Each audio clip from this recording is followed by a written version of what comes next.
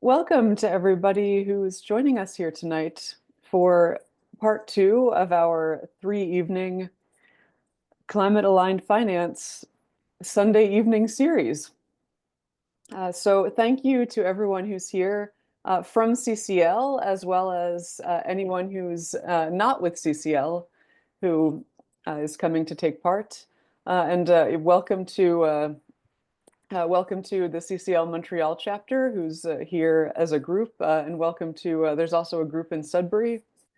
And as uh, since we're all joining at different times, some of you have already done so, but if you want to take a moment to introduce yourself in the chat, say where you're joining from, and do a land acknowledgement for the region you're joining from, that would be wonderful so that we can all see who's here.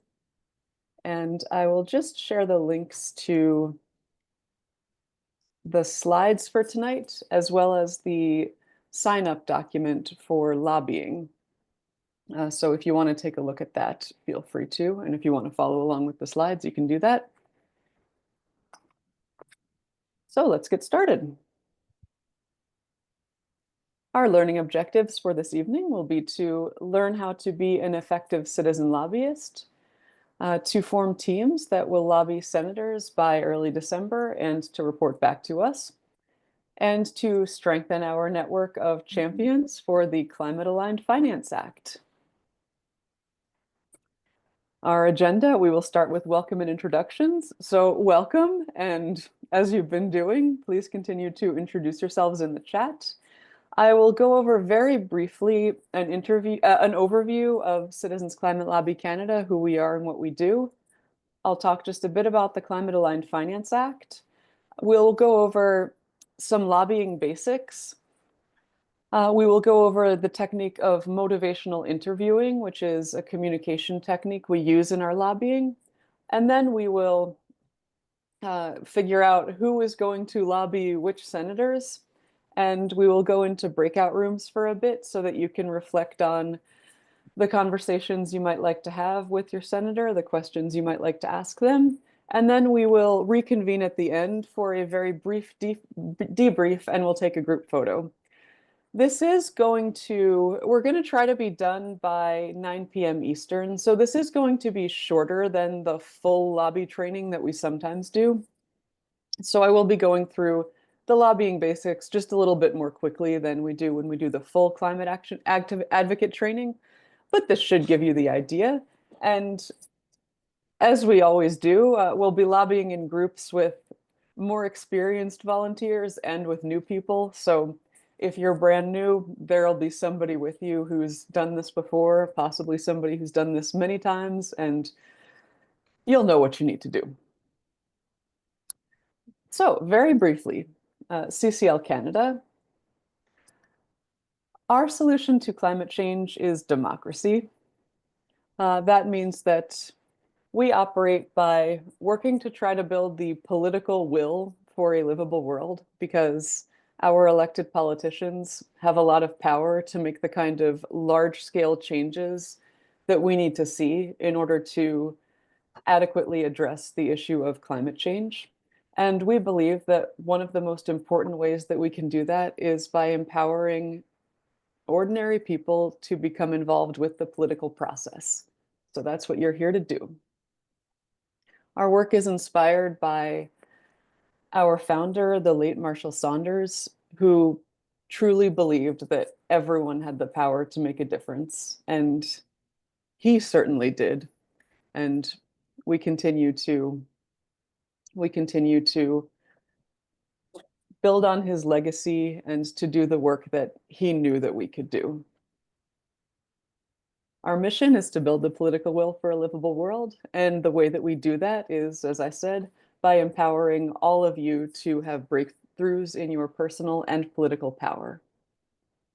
Our niche is that we train and support volunteers organized by ridings or electoral districts to lobby their parliamentarians and build political will for improvements, specifically for usually what we talk about is the Greenhouse Gas Pollution Pricing Act, or Canada's pollution pricing policy.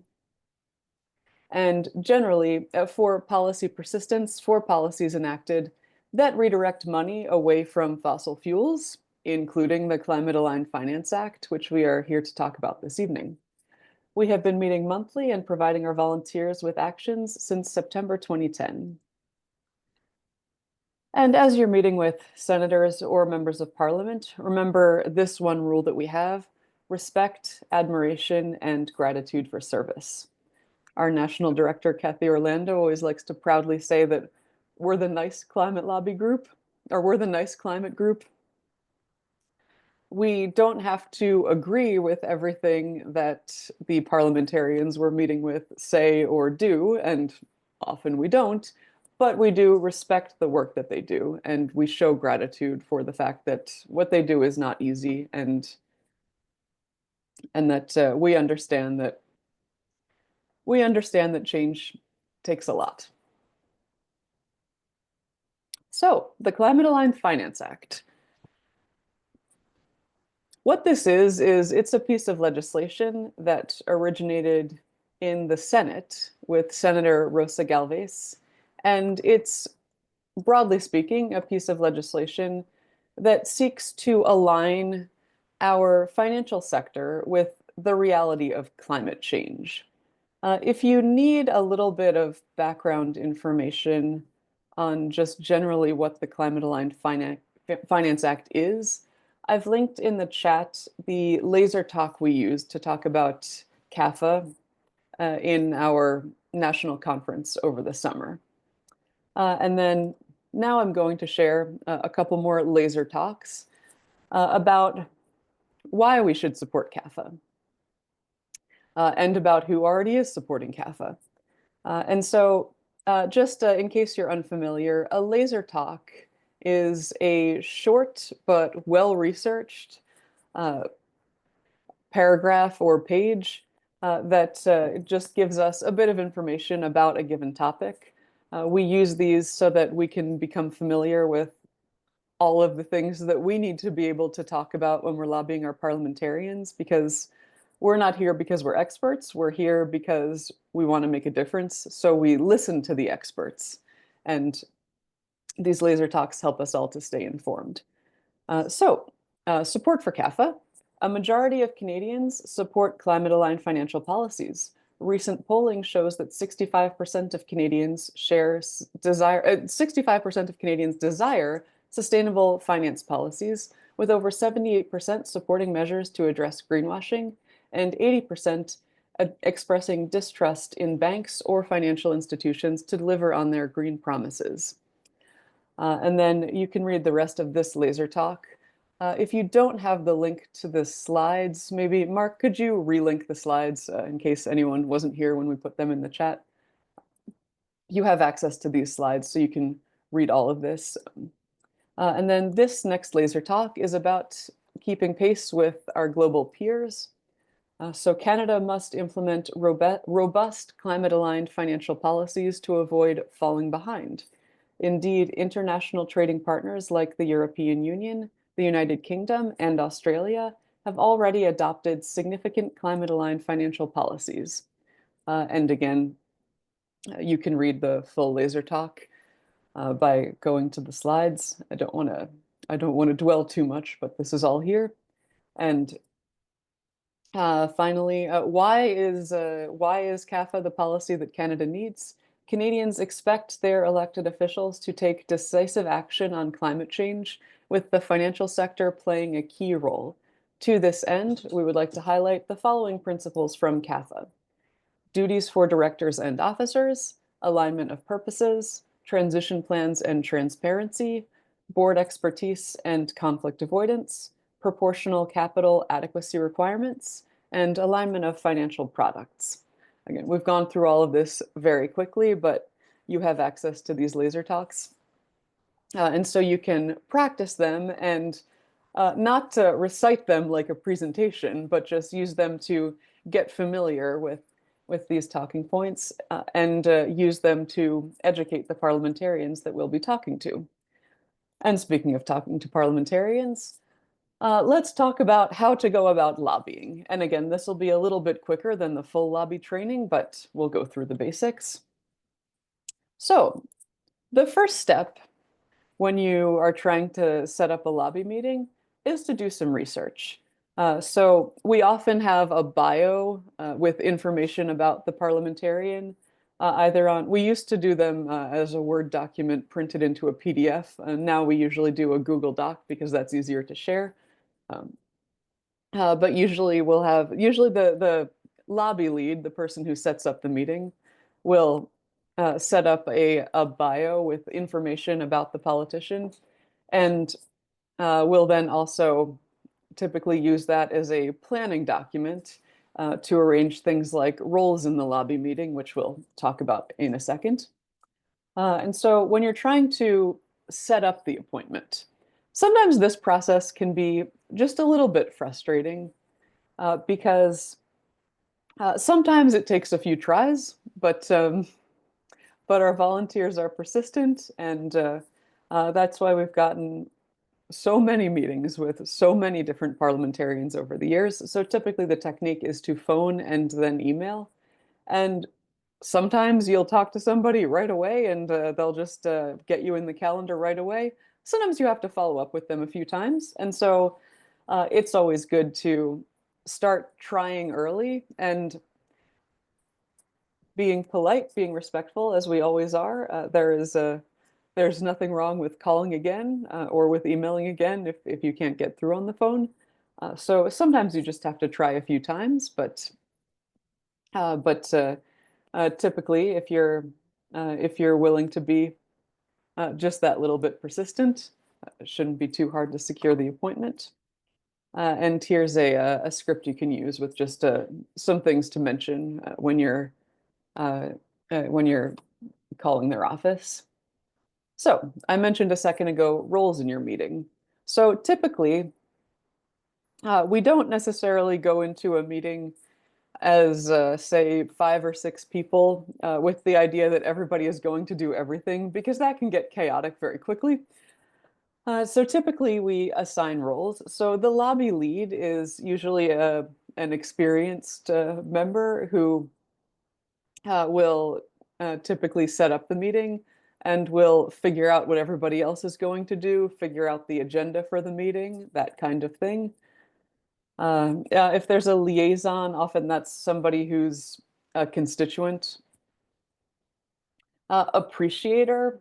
We always try to start our meetings by expressing appreciation for something that the politician has done.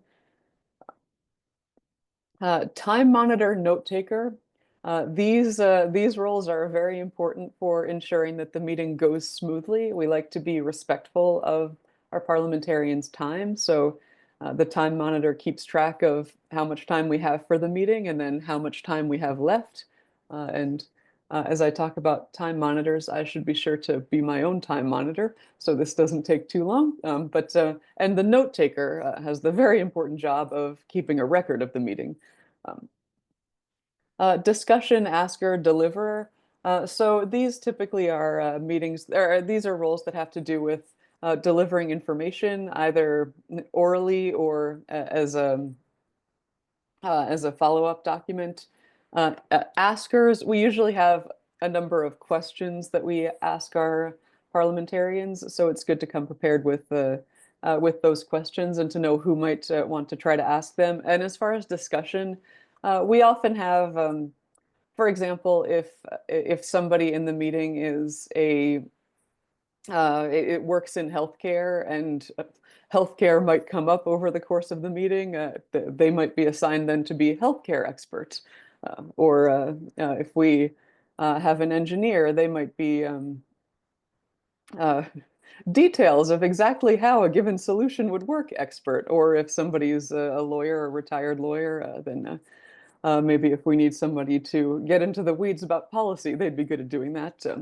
Yeah, we often have just general roles that somebody might play in the discussion based on how much experience you have, what kind of experience you have, etc.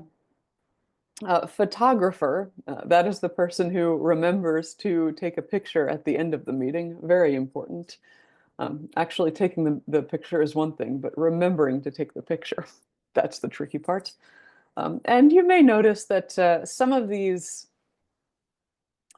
Some of these roles, uh, like for example, lobby lead, you maybe don't want to do if it's your first time ever, whereas some of these roles maybe like timekeeper or appreciator, uh, maybe would be a little easier to do if it's your first time. So one of the reasons that we have these roles in meetings is that lobbying isn't something that necessarily comes naturally to everybody, or it might not just be something that you feel comfortable jumping right in and doing. So there are many different jobs you can sign up for in the context of a lobby meeting in order to get your feet wet. And then you may find that a lot of people, uh, a lot of new volunteers that I've trained, especially in my home riding in London, Ontario, have sort of said, "Oh, I think this is really interesting, but I don't know. I don't really want to talk much, or I don't think I would be very good at this. Maybe could I just come to observe?" And so I say yes, and then um, uh, I've seen many people who were very hesitant but kind of curious. Then, so in meeting number one, they come as an observer, and then meeting number two, okay, I'm ready. Okay, I want to I want to be the primary asker, or I want to do the motivational interviewing questions, or so it's always really rewarding to see that. I think all of us are all of us can do a little more than we think we can do. So. And the basic meeting outline tends to have a beginning, middle, and an end. So, just when it's always important to be prepared for a meeting. Typically, your lobbying group will have a meeting in advance of the actual meeting to go over details. And so it's always good to have an idea of the basic structure of the meeting, what you're going to start with, what you want to do next, how you want to end, while also, of course, being flexible because you never know exactly what they're going to want to talk about, and sometimes you do need to pivot a little bit, but it's always good to have a plan and have a structure in place. So motivational interviewing, I've said that term a few times, but you may or may not know what that is. So motivational interviewing is a communication technique that we use in our lobby meetings, and it's basically about empowering people to make change through asking open-ended questions. It's a way of not necessarily just telling people what to think, but rather giving them the opportunity to do some reflection. And it provides a way that you can find some common ground and hopefully invite somebody you don't necessarily agree with to consider another perspective, or to consider maybe what they could do that they didn't think they could do. So typically, it's about asking open-ended questions: who, what, when, where questions. Why questions fall into a slightly different category, but so it's usually about asking questions that are not yes or no questions, but rather questions that will uh, get the parliamentarian talking and can give us some insight, but can also often give them the opportunity to reflect on where they're coming from. And that was a shamefully brief introduction to motivational interviewing, but hopefully we'll have someone in each group who's familiar with this technique. And so, speaking of groups, lobby assignments. This might get super chaotic in a second, but let's see how we do. Okay, so we have a sign-up sheet that you can use to indicate which senator you might like to lobby. Okay, thank you. Yes, the sign-up sheet is linked in the chat. So the sign-up sheet is a Google document. It looks like, yeah, I'll stop the presentation now. We can look at full sign-up sheet.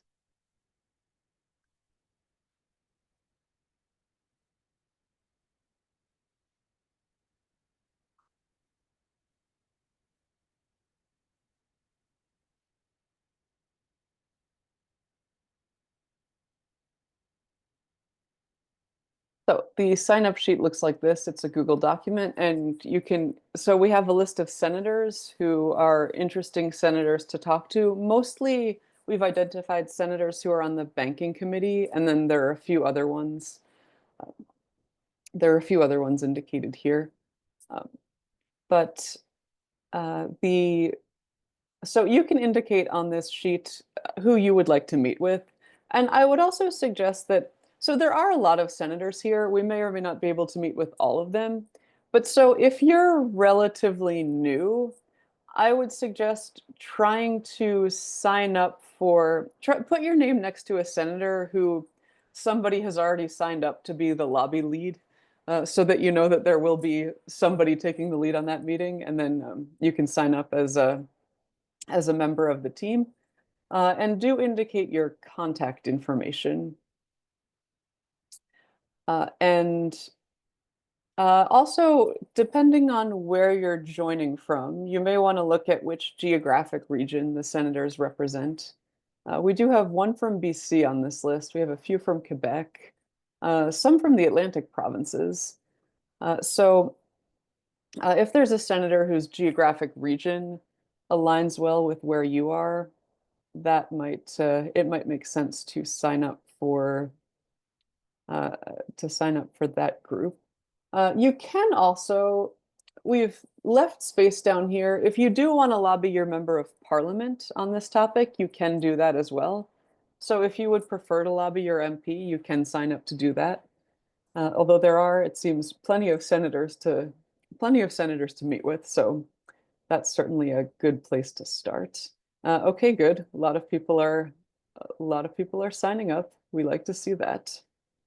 And then what we're gonna want to do is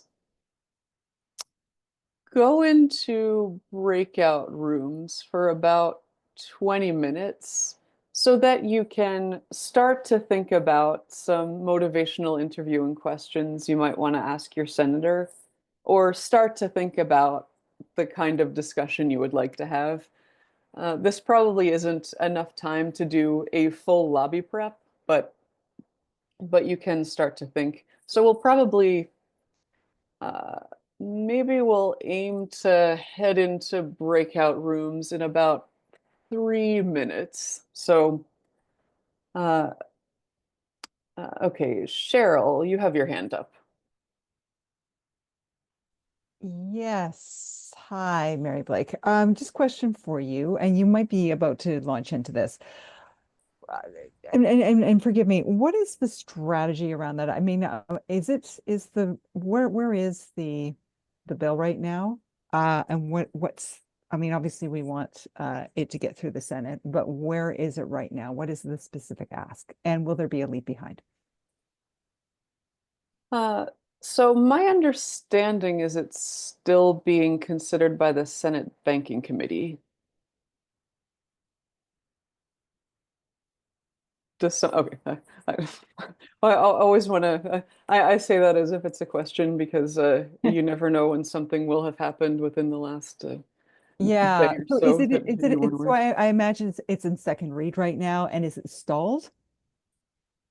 Yes. It's stalled. Okay, so basically the ask then is for them to complete the review.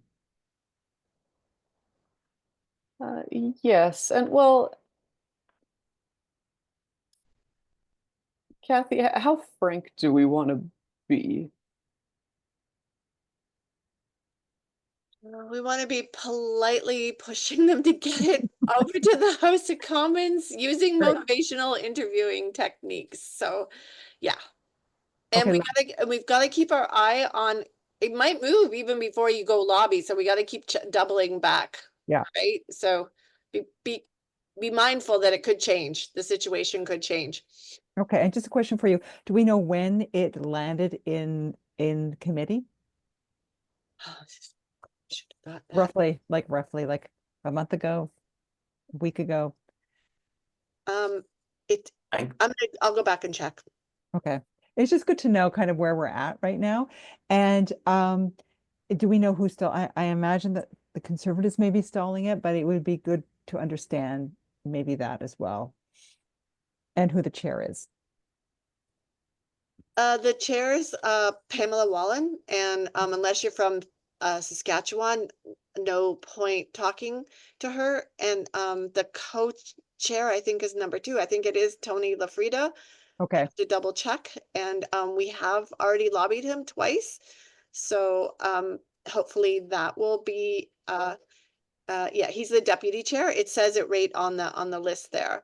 Okay, awesome. Yeah. And so is he, you've met with him twice, is he amenable? Is he open? Is he, where is he? He's resistant. Interesting. And do we know why? Because he's a banker and he doesn't think banking needs more regulations, is my sense. Okay, interesting. Okay, so I get it. We're trying to figure out who would be really open to this and who can be a champion. Yeah, Okay. you're gonna have to, like, each of these, you're gonna have to go and do your research. So somebody on your team will go do the research, try and figure out what they've said in committee, and that will be part of what you say in your bio. And then Awesome. you got to figure out where on the spectrum are they. Okay. Conservative senators tend to be more resistant. Bankers tend to be a little bit more resistant, but that's not always true. Like, so we can't make assumptions. A couple other things here. Some of them are also members of the Senate for Climate Solutions team as well. So there's, yeah, you'll figure it out. I mean, it's improv, and all we're trying to do is move them along and reduce the resistance in the banking committee. Okay, great. This is really good context. Thanks so much. They were great questions, Cheryl, and that was great. Mhm. Juliana. I thought you told us Totally that. before that it's been stuck in the Senate Banking Committee for a year now. Yeah, it has been a year, but I haven't checked back to see if it nudged. So that is right, Doug. I should have checked today to see where it was at. It's been, yeah, it's not moving. When I met with Senator Lofreda, this is Katerina, I played up the fact that he was like the first Italian Canadian to be appointed to the Senate. So I expressed my appreciation for that, and I spoke Italian when I did it. So that was kind of fun. Yes, it was wonderful. It was Also, really good. okay, just so I don't miss any questions that were in the chat. Okay, yeah, as far as English and French, if you are able to and willing to lobby in French, the ones from Quebec and the ones the francophones from Quebec and New Brunswick, if we are able to lobby them in French, that's great. Um, but yeah, if you if you'd prefer not to lobby in French, then don't sign up for somebody with a super French sounding name. That's not always a reliable indicator, but I think with this list it will mostly tell you. These meetings, so the question, are these meetings typically done in person, or do we travel to them? So these meetings with senators will be on Zoom. We do also lobby in person, but typically either within the riding or if we're all in Ottawa at the same time. But yeah, these will be virtual meetings. And yes, Juliana?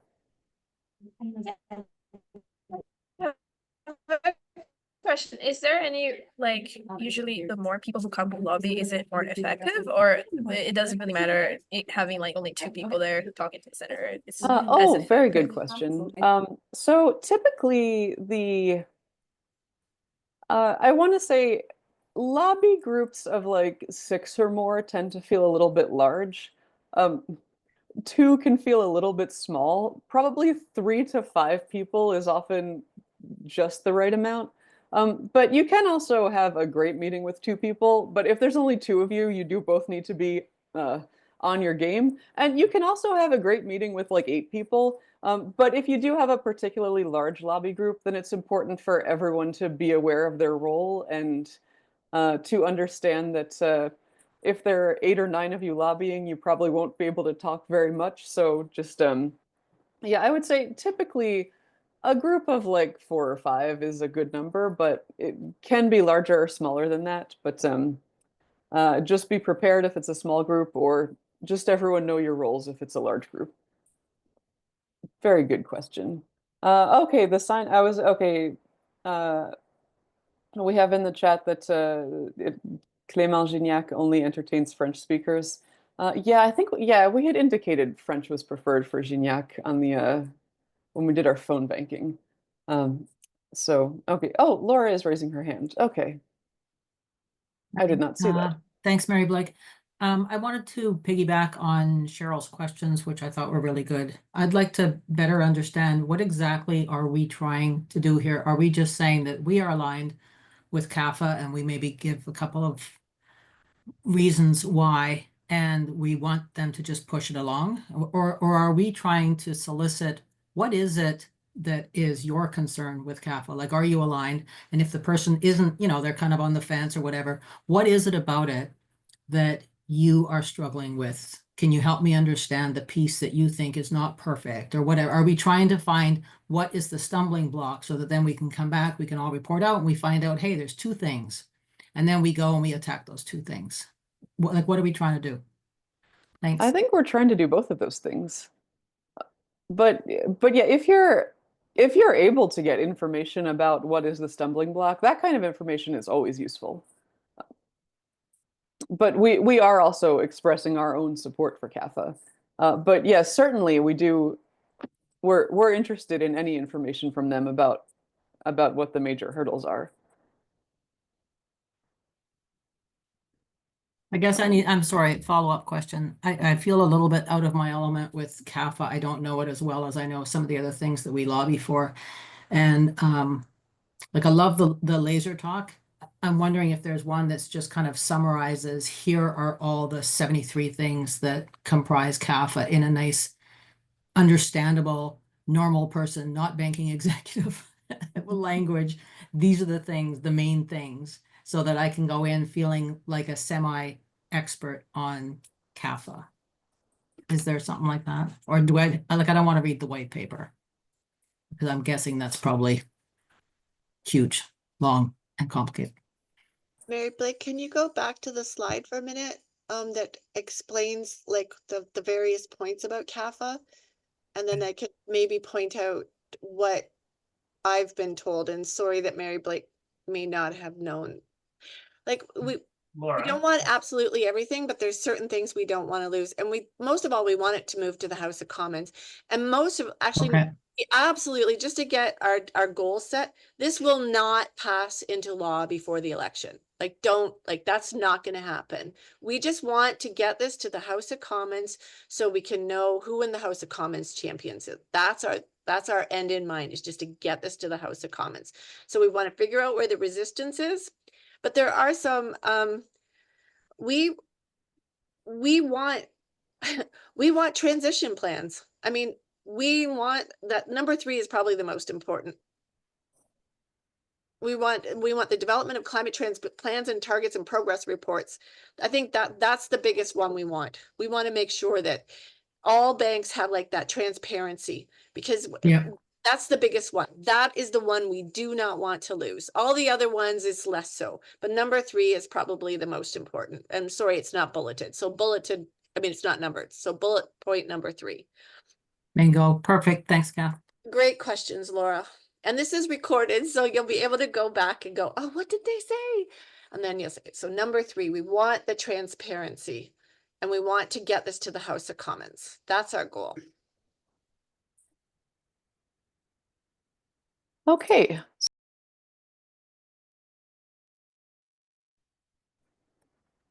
I hope you were able to at least figure out a few basics of where to go from here for your meetings. And I look forward to reconvening at the beginning of December so we can hear about all of the meetings that you will have had by that point.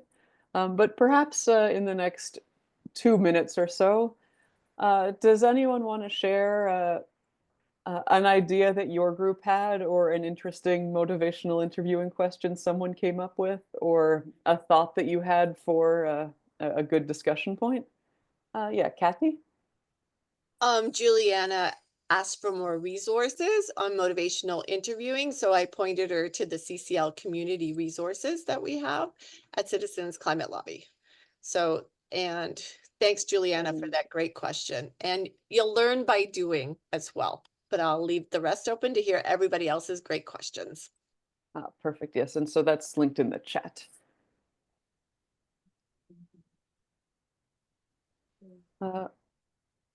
Oh, the template for a, okay, Cheryl.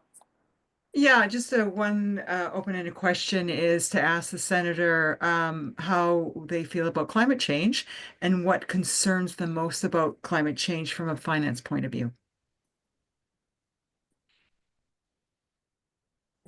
And Kathy, did you have something else to share? Or okay.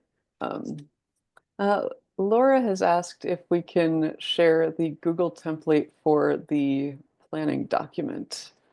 That should be, I can probably find that. Sorry, Mary, we also have a question when you're ready. Oh, yes. I'll find that Go for right you, ahead. Mary Blake. Okay. Want to go ahead, Melissa? It's more a comment than a A question. comment. Yeah. Maybe the comment I would like to make, and it comes often when we talk about, you know, the importance of CALFA and just climate finance and the climate and sustainable financial regulation as well, and is the concept of stranded assets. And you know, it's good. On one hand, it's important for financial institutions to support the ambition of Canada in aligning to their climate commitments with the Paris Agreement.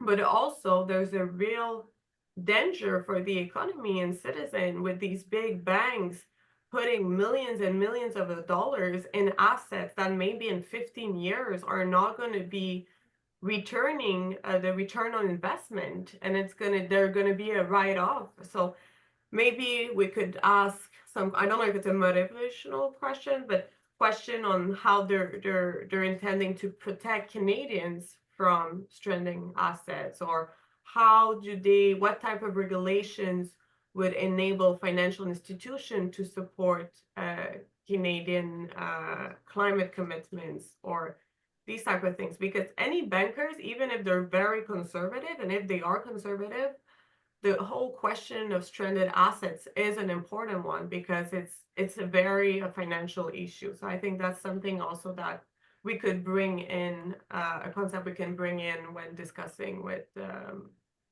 the senators. That's an excellent open-ended question.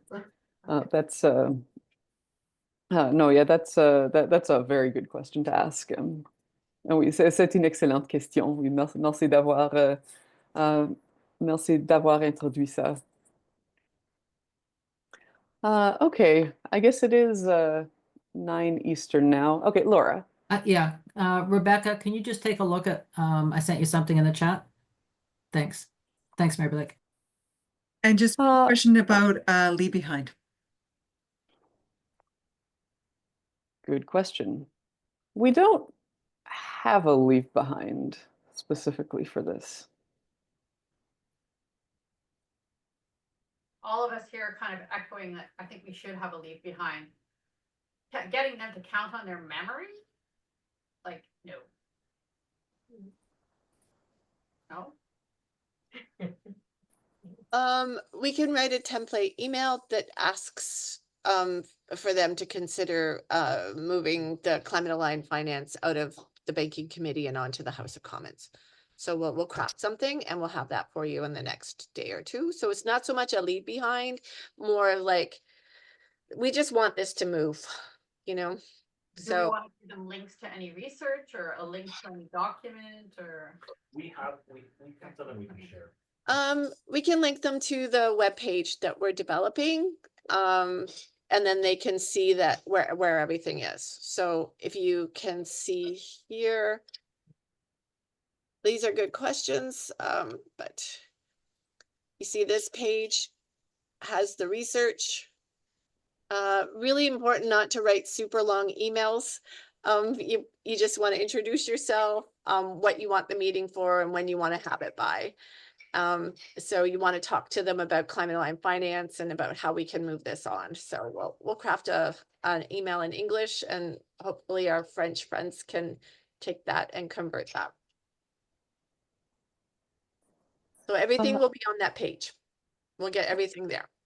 Yes, and so just for anyone for whom that's not a familiar term, a leave behind is a document, usually it's about a page, that summarizes our lobbying asks. And typically when we do our lobbying event, or typically when we lobby in Ottawa as a group, we have a formal prepared leave behind document that summarizes our lobbying ask in English and in French.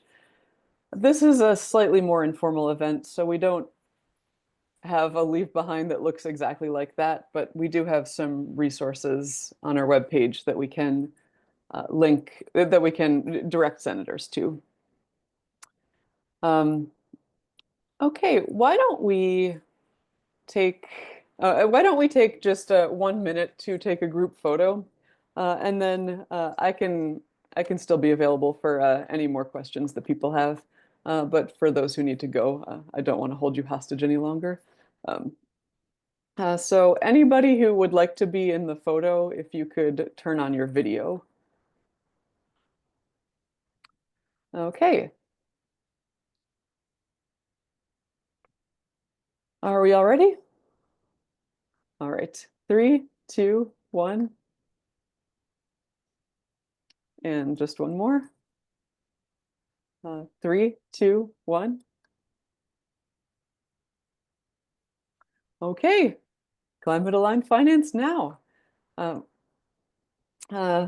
a good night, everybody. And if anybody still has any lingering questions, I can stick around for a few minutes, but everyone else. Okay, Thank you, thanks Mary everybody. Blake. Thank Good you, night. everybody. All right, Kathy take and Rick care. for organizing. Thank you. Yep. And happy lobbying, everyone. Thank you. Thank you. Thank you. Bye.